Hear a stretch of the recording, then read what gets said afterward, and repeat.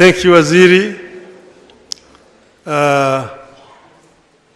Honorable members of Parliament, members of the ministry, and all the visitors who have come here. Hamjambo. Hamjambo tena. Yeah, I'm very delighted to have an opportunity to come and talk to you here at the Jaramogi Oginga Odinga University. The minister wrote to me, inviting me to come. And my office told me the letters come here from the minister, inviting you to a conference on nuclear energy in Bondo. I said, confirm immediately that I will come. This is because of the passion with which I actually confront this subject here. And this is because of experiences that I've had before. When I was the Prime Minister, I went to visit France. And then I met with the Minister for Energy and High Seas in Paris, Monsieur Ballot. And during the course of conversations, he told me, you know, Mr. Odinga, Africa is a dark continent. Dark continent? I said, yes, it's a dark continent. You know, I thought we had already left this idea of Africa being dark. He said, no, I will show you that Africa is a dark continent. So then he went and brought something like an atlas, a book, and he opened it. And he showed me, this is the satellite map of Europe, from how Europe looked at night from the satellite. And you could see the European city, all lit all over, right from the English Channel through France all the way to Russia. Then he went and opened another page, Africa. This is how what Africa looks like at night from the satellite. Now there's a big contrast. There was some little lights down southern Africa. And then up around Egypt, somewhere there you could see some lights. The rest of the continent was just dark. He said, this is what's happening. Africa is the dark at night. It means that while Europe is busy working at night, Africa is asleep, working in the other direction.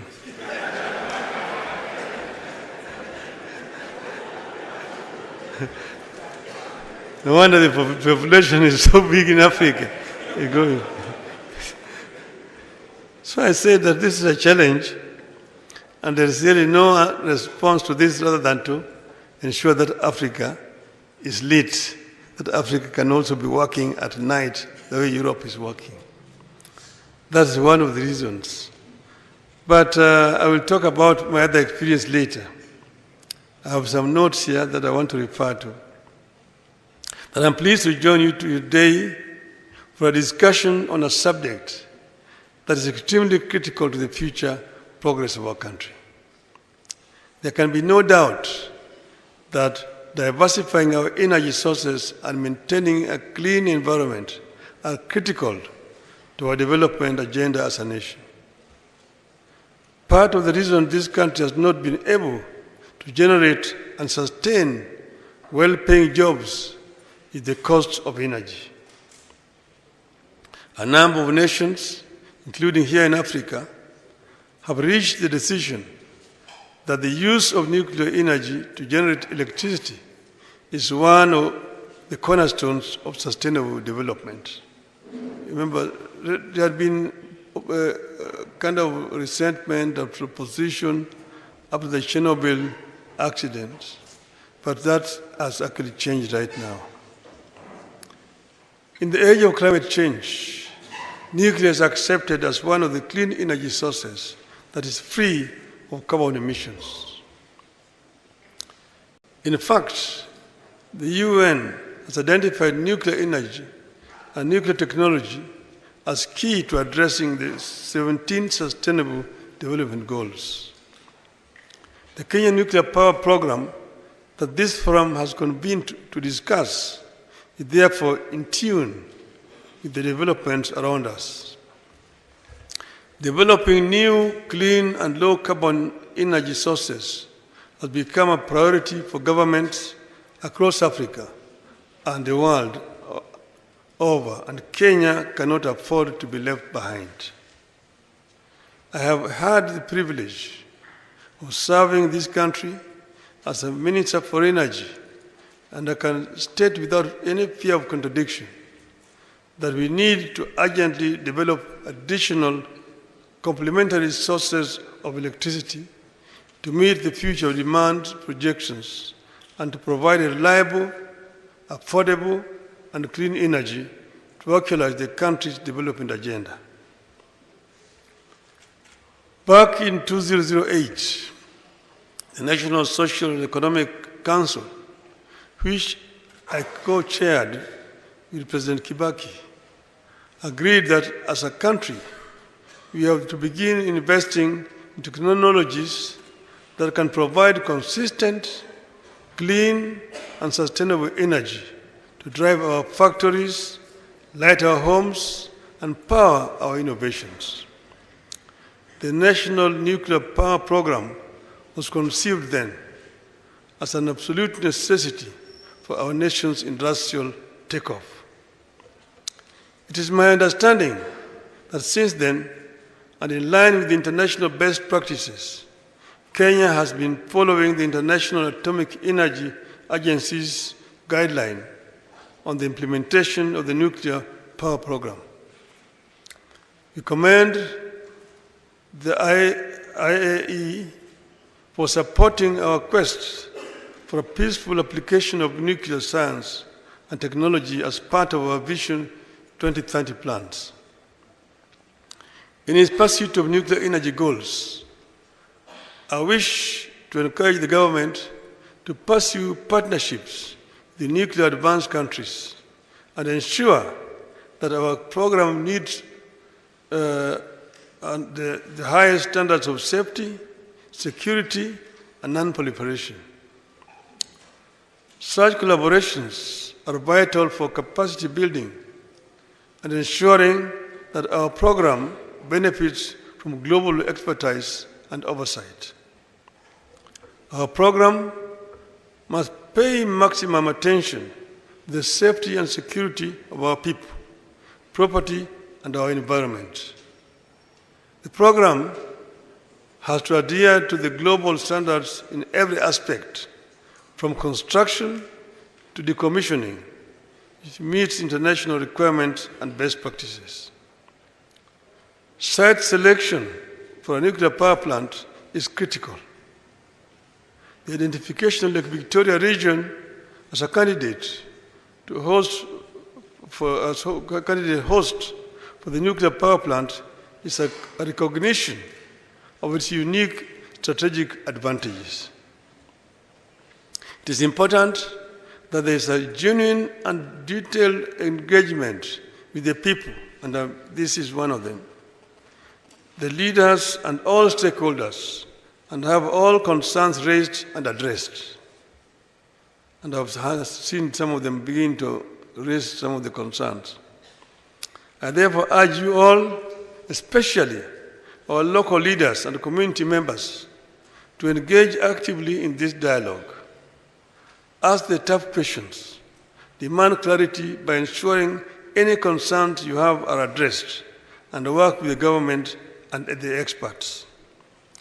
Let me reiterate that if successfully executed, nuclear power will be a game changer in the socio-economic development of our countries and our counties and the country at large. It represents a monumental step towards energy security, industrialization, and sustainable growth. I just want to tell you people, when I was Minister for Energy, and I suggested that we should go nuclear, I did not expect the kind of reaction. I received a very negative reaction from people who were themselves ignorant. Oh, Raila is talking about bringing nuclear energy here. You want to bring nuclear bombs. You don't want bombs here. We are a peaceful country. I say this is what is called peaceful use of nuclear energy. And this is accepted worldwide. Most countries actually are nuclear. France, for example, has 80% of France's nuclear energy is nuclear. And many other countries, there was times when there were accidents. Because there was an accident in Japan, remember during how do you call it? And then there was Chernobyl in Russia. But those were the only cases of accidents. And accidents are accidents. Anything can happen. We've seen planes crashing with hundreds of people. So this is an accident like any other accident. But nuclear energy is the safest source of energy. As an engineering student, in 1967, we were taken to a nuclear plant in Germany. And we toured the nuclear plant, and we were taught about everything about nuclear. So that's why I don't fear nuclear, because I've been right into the nuclear reactor itself. And I know that it is safe. The safety measures taken are very high, with high standards. And, but I've also said at that time, I remember one time when I was launching my campaign, I talked of 3 things that will help us to catapult this country to where it should be. I said, number 1, infrastructure. Number 2, infrastructure.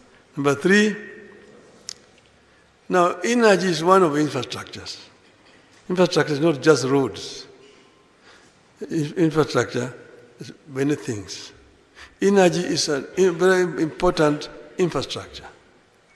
And you look at the development of a country on the basis of how much electricity is being consumed per capita.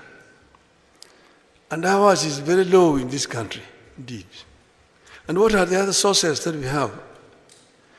There's geothermal, there is hydro, there is solar, there is wind, and that is all. And all of them have got limitations. Solar is coming up, but it's not yet reached where it should reach. And there are times when you don't have enough solar. You need to invest in storage. The wind is periodical, but then thermal is actually polluting and causing the emission of carbons into the environment, which is contributing to global warming. So we have the only option is nuclear. And right now, for example, our total generation capacity is just about 3,400 megawatts. That is peanuts. When I was a student studying in Germany's city of Magdeburg, which was a heavy industry city, the consumption of power in the city of Magdeburg was higher than the whole of East African countries together, Kenya, Uganda, Tanzania. Just one city alone in Europe, you see. So energy is so important. What we are actually generating here is peanuts. But we could have gone much further, faster. Look at a country like Vietnam. Those of you who are alive before 1975 heard what happened in Vietnam. We were born when the war in Vietnam was going on. And it went on until 1975. Each day there were reports of bombs thrown in Vietnam. Bombs, people thought all the Vietnamese would have been dead. But then the war ended in 1975. Kenya was independent. Vietnam went straight on to reconstruct their country and developing their country. Today, Vietnam has overtaken Kenya. The population of Vietnam now is nearly 90 million people. But they generate 70,000 megawatts of power in Vietnam, as we are 3,400. And look at Korea, the same thing. Korea and Kenya are mentioned to the government officers last week. And Ghana were at par in terms of development, industrialization, literacy levels, per capita income, levels of poverty, and so on. But now, 62 years down the road, Vietnam's economy, Korea's economy is more than 40% bigger than that of Kenya. Korea has moved from a third world to a first world. So we are behind. We need to leapfrog. We need to move faster. So it's not just a question of a nuclear plant here. And they've been telling me, they think about 1,000 megawatts, 2,000 megawatts. I'm saying let's just start with 5,000 megawatts. And then also, if you start with 5,000, ensure that there's proper safety. But I've also said they're talking of starting in 1934. There's no reason why we should start in 1934. If we have made a decision now, we begin to order straight away, because it takes time to manufacture. And this manufacturing will be going on, it will take 2 years, maximum 3 years. It will be ready. I've visited a plant in China, in Korea, where they are manufacturing nuclear plants.